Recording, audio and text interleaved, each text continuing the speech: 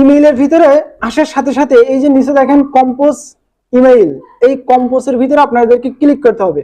কম্পোজের ভিতরে ক্লিক করলে আপনার এইরকম একটা ইন্টারফেস শো করবে। দেখেন আমি আগে থেকে এই ইমেইলগুলো লেখা নিয়ে আসছি, যাতে আমরা খুব সহজেই ভিডিওটা ছোট্ট করে তৈরি করে আপনাদেরকে দিয়ে দিতে পারি। প্রথমেই আপনার এই ফ্রম মানে হতে, মানে আপনি যেখান থেকে পাঠাবেন, আপনি যদি পাঠিয়ে থাকেন বা আপনার ফোনে থাকা, এটা হচ্ছে ফ্রম। আপনার ইমেইলটা এখানে লাগবে। আমার ইমেইলটা আমি এখানে দিয়ে দিছি। দেওয়ার পরে নিচে দেখেন ফ্রম এর পরে টু, যার কাছে পাঠাবেন, এইখানে আসতেছে যার কাছে পাঠাবেন। এই অপশনটা খুবই জরুরি।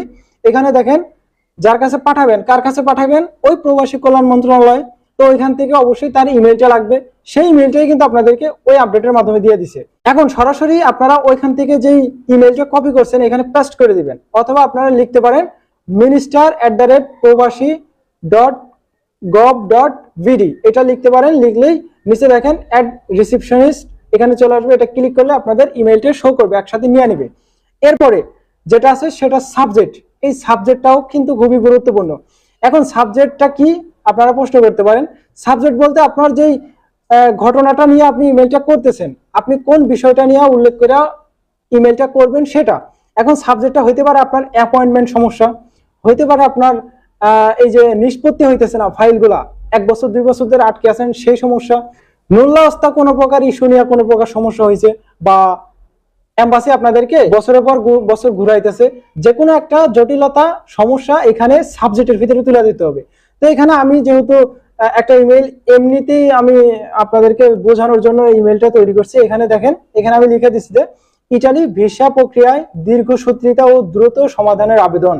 এই যে ভিসা প্রক্রিয়া সমাধানের যে প্রক্রিয়াটা, সেটা এই যে 2023 থেকে 25 সালের এই পাসপোর্ট গুলা যেটা আটকে আছে এখনো পর্যন্ত, তাদেরকে নিয়েই একটা আবেদন করছি। এখানে দেখেন সাবজেক্টটা গেল। এরপর নিচেই দেখেন মাননীয় মহোদয়, এখানে আপনার পুরো ডিসক্রিপশনটা, আপনারা অনেকেই এই বইয়ের ভিতরে পড়ছেন না ইমেইল কিভাবে লিখতে হয়। এই ইমেইলটা যারা ইংলিশতে লিখছেন ঠিক সেম টু সেম এখানে বাংলায়, আপনারা ইংলিশতেও করতে পারেন, কোনো সমস্যা নেই। এখানে আবার বাংলায় লিখতে পারেন। আমি আপনাদের বোঝার সুবিধার্থে এখানে বাংলায় দিয়ে দিছি। আমি প্রথমেই এখানে লিখছি দেখেন, মাননীয় মহোদয় সালাম গ্রহণ করবেন।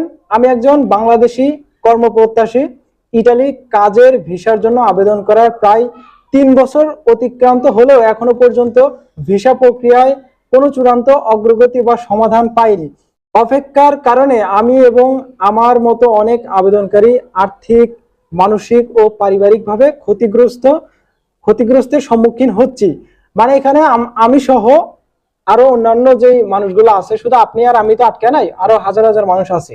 এরকমই একটা কিছু বোঝানোর চেষ্টা করছি। আপনাদের মতো করে আপনারা লিখবেন, আমার এটাই লিখতে হবে এরকমটা না।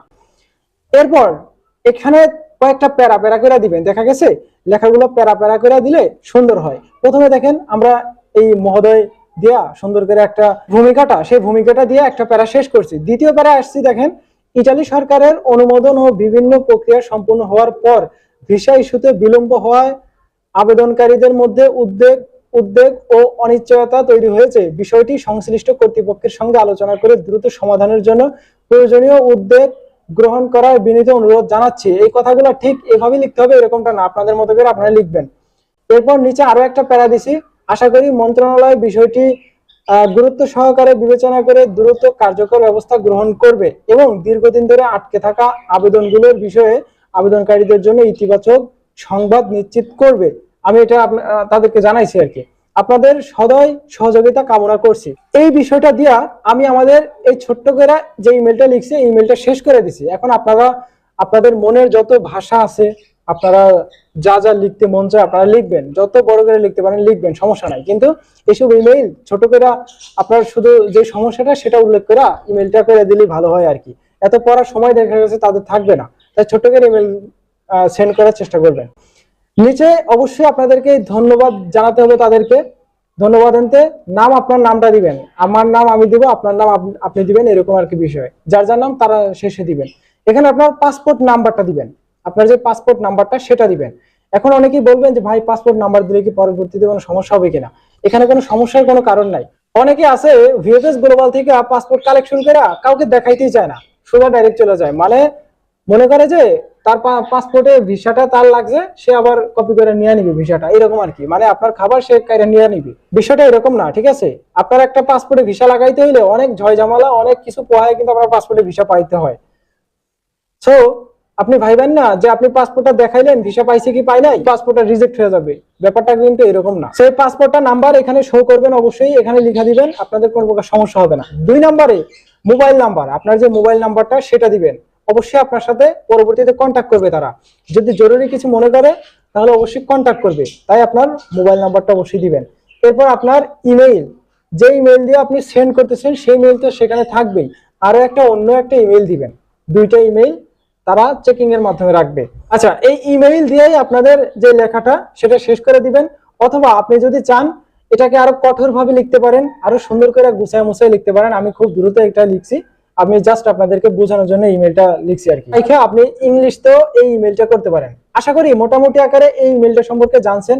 এবং একদম উপরে দেখেন সবুজ চিহ্ন মতো, একটা তীর চিহ্ন মতো, এই যে এখানে এই তীর চিহ্নটা দেখেন, এইখানে জাস্ট এখানে ক্লিক করলে আপনার সেন্ড হয়ে যাবে, ঠিক আছে? আমি সকালবেলা 2জন ভুক্তভোগী আমাদের কাছে ইমেইল লেখার জন্য দিছিল, তাদের ইমেইলগুলো আমাদের কাছে দিছিল, আমরা ওই ইমেইল থেকে বেশ কয়েকটা আবেদন কিন্তু সেন্ড করছি। ওকে, সকাল থেকে বেশ কয়েকটা আবেদন আমরা এভাবে লিখা, যার যার সমস্যা এগুলো উল্লেখ করে দেখা গেছে আমরা এই প্রবাসী কল্যাণ মন্ত্রণালয়ে আমরা সেন্ড করছি।